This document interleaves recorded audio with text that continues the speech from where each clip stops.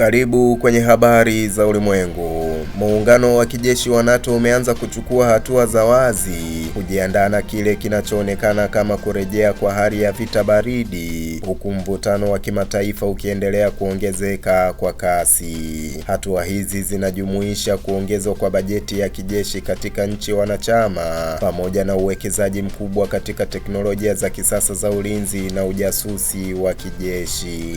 Taarifa zinaonyesha kuwa NATO inaongeza uwepo wake wa kijeshi katika maeneo ya kimkakati, hasa katika ukanda wa Arctic ambao kwa sasa unaonekana kuwa na umuhimu mkubwa wa kijeshi na kiuchumi. Eneo hilo linavutia mataifa mengi kama Russia na China ambayo yameanza kuongeza shughuli zao za kijeshi katika ukanda huo. Wachambuzi wa siasa za kimataifa wanaeleza kuwa ushindani katika eneo la Arctic unaweza kuwa chanzo kipya cha mvutano mkubwa duniani, hasa kutokana na rasilimali zilizopo katika eneo hilo.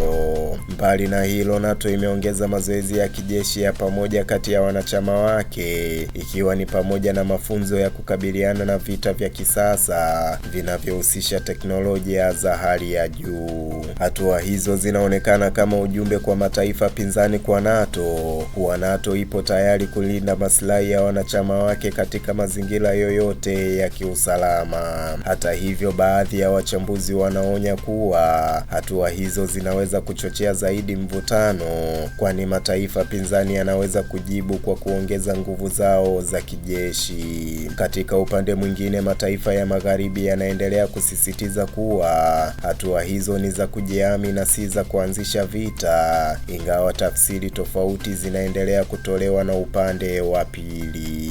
Kwa ujumla, hatua za NATO zinaashiria wazi kuwa dunia inaweza kuwa inaingia katika kipindi kipya cha ushindani mkali wa kijeshi na kisiasa, hali inayokumbusha kwa karibu enzi za vita baridi. Mimi ni Isaac Samuel na hii ni Vision TV.